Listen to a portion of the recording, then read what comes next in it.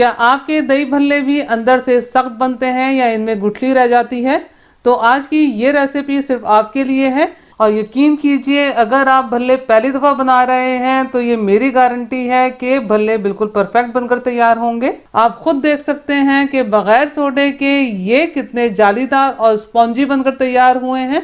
आप थोड़ी सी दाल से ढेर सारे भल्ले बनाकर पूरे रमज़ान फ्रीज करके इस्तेमाल कर सकते हैं। बिस्मिल्लाहिर्रहमानिर्रहीम। अस्सलाम वालेकुम फ्रेंड्स, उम्मीद है आप सब खैरियत से होंगे। मैंने यहाँ 2 कप माश की दाल ली है और साथ में 1/4 कप मूंग की दाल का इस्तेमाल किया है। मैंने जो माश की दाल में थोड़ी सी मूंग की दाल शामिल की है, आप इसे माश की दाल के भल्लों का सीक्रेट कह सकते हैं। तो आप भी माश के दाल के भल्लों में थोड़ी सी मूंग की दाल का इस्तेमाल ज़रूर करें, क्योंकि ये भल्लों को हल्का फुल्का बना देती है। बहुत से लोगों के माश की दाल के भल्ले सख्त बनते हैं या फिर दरमियान में गुठली पड़ जाती है। अगर आप मूंग की दाल का इस्तेमाल करेंगे तो आपके भल्ले बिल्कुल नरम और मुलायम रुई की तरह बनकर तैयार होंगे।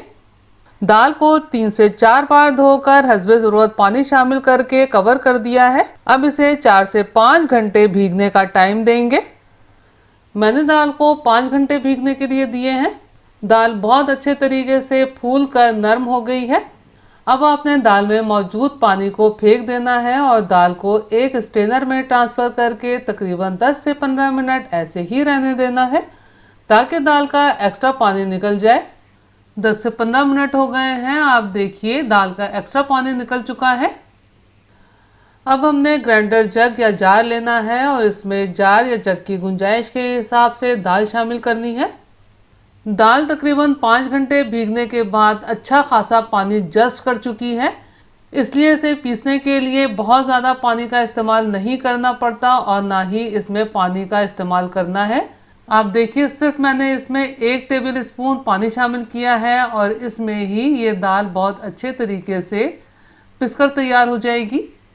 आप देखिए मैंने सिर्फ 1 टेबल स्पून पानी का इस्तेमाल किया था और दाल कितनी अच्छी पिस कर तैयार हुई है। मैंने दाल को हल्का सा दरदरा पीस के तैयार किया है, तो आपने भी दाल को इसी तरह हल्का सा दरदरा पीस के तैयार करना है। अब इस पिसी हुई दाल को एक बोल में ट्रांसफ़र कर देते हैं और बाकी दाल को भी सेम प्रोसेस से पीस लेना है। मैंने तमाम दाल को पीस लिया है और बोल में ट्रांसफ़र कर दिया है।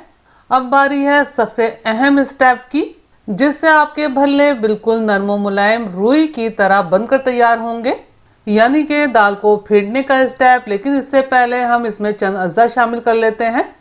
तो यहाँ मैंने 3/4 टीस्पून या हस्बे जायका नमक शामिल किया है और 2 से 3 चुटकी अजवाइन शामिल की है।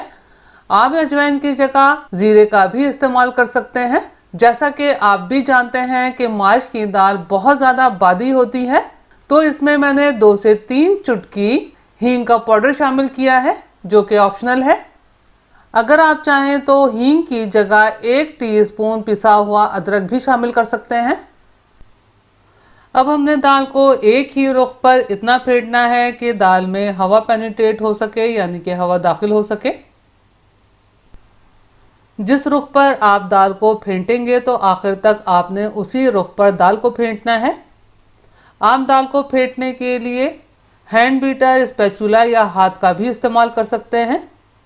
लेकिन अगर आपको हाथ से फेंटना मुश्किल लग रहा है और आपके पास इलेक्ट्रिक बीटर मौजूद है तो आप इलेक्ट्रिक बीटर का भी इस्तेमाल कर सकते हैं, क्योंकि अगर आप हाथ से फेंटते हैं तो तकरीबन 8 से 10 मिनट फेंटना पड़ेगा। लेकिन अगर आपके पास इलेक्ट्रिक बीटर मौजूद है तो 2 से 3 मिनट में दाल फेंट कर तैयार हो जाएगी।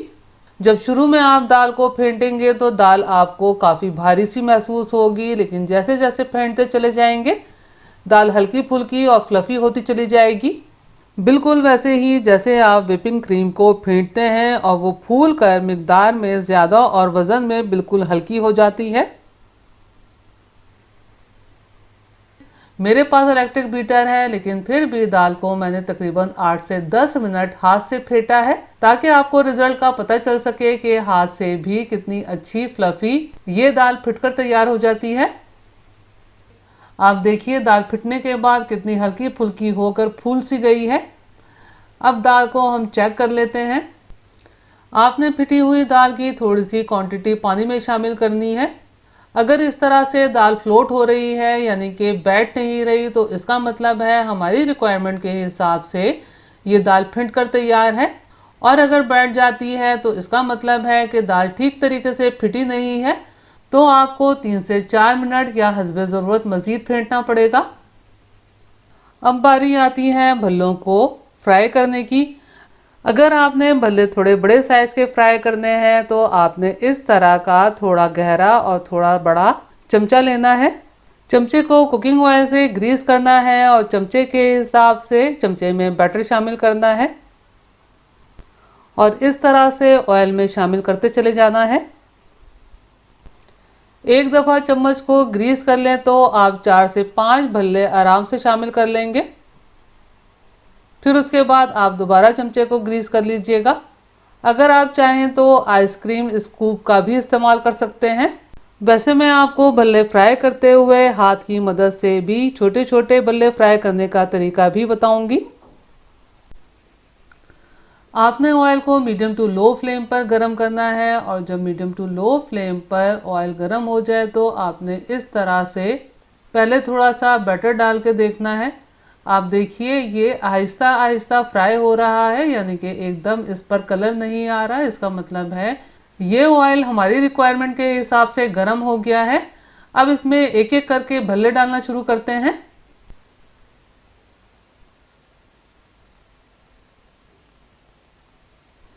मीडियम टू लो फ्लेम पर जब एक साइड पर हल्का सा कलर आ जाए तो आपने भल्लों को पलट लेना है। आप देखिए ये भल्ले फूल कर कितने गोलू मोलू से हो गए हैं, क्योंकि हमने दाल को बहुत अच्छे तरीके से फेंट कर तैयार किया है।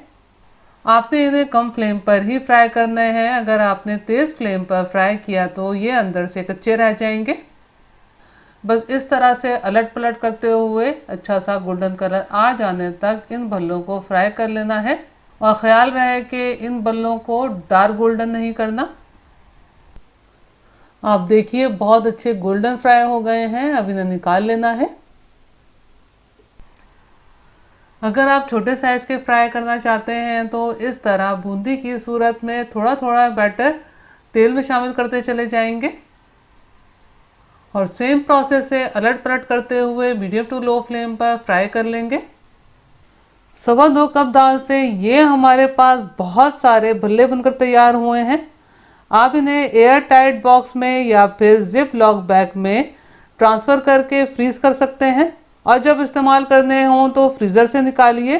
नीम गर्म पानी में तकरीबन 25 से 30 मिनट सोक करके रखिए और अगर ये ताज़े बना रहे हैं तो नीम गर्म पानी में ही सोक करने हैं, लेकिन सिर्फ 10 मिनट काफ़ी हैं। सही भल्ले बनने की पहचान ये भी है कि इस तरह से पानी पर फ्लोट होंगे और अगर सख्त बनेंगे तो इसका मतलब है कि भल्ले भारी हैं तो पानी में बैठ जाएंगे। मैंने इस तरह भल्लों पर प्लेट रख दी है ताकि भल्ले पानी में डूबे रहें। भल्लों के लिए दही तैयार करनी है तो यहाँ मैंने स्टेनर में तकरीबन 1.5 कप दही शामिल की है। दही को छान लेना है ताकि इसमें मौजूद मलाई निकल जाए और दही बिल्कुल स्मूथ हो जाए। दही में ये मैंने 2 टेबल स्पून आइसिंग शुगर शामिल की है। अगर आपके पास आइसिंग शुगर ना हो तो आप बिल्कुल बारीक पिसी हुई चीनी शामिल कर लीजिएगा और ये तकरीबन 1/4 टीस्पून नमक। अब दही को अच्छे तरीके से फेंट लेना है। अब हमने भल्ला लेना है और इस तरह से हल्के हाथ से निचोड़ लेना है और दही में शामिल करते चले जाना है। अब भल्लों की एक प्लेट तैयार कर लेते हैं। तो भल्ले दही समेत एक प्लेट में शामिल करेंगे। भल्लों पर इमली की खट्टी मीठी चटनी डालेंगे, जिसकी रेसिपी आपको चैनल पे मिल जाएगी।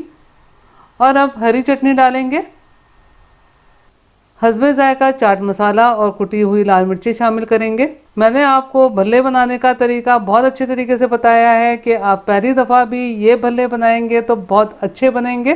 तो आपने मेरे तरीके से ये भल्ले ज़रूर बनाने हैं और मुझे कमेंट्स करके बताना है कि आपको मेरी ये रेसिपी कैसी लगी। अगर आपको मेरा काम थोड़ा सा भी पसंद आया हो तो मेरी वीडियो को लाइक कीजिए, अपने दोस्त अहबाब में शेयर कीजिए और चैनल को सब्सक्राइब करना और बेल बटन को क्लिक करना बिल्कुल भी मत भूलिएगा। अल्लाह हम सब का दस्तरख्वान हलाल रिस्क से वसी तर फरमाए, आमीन।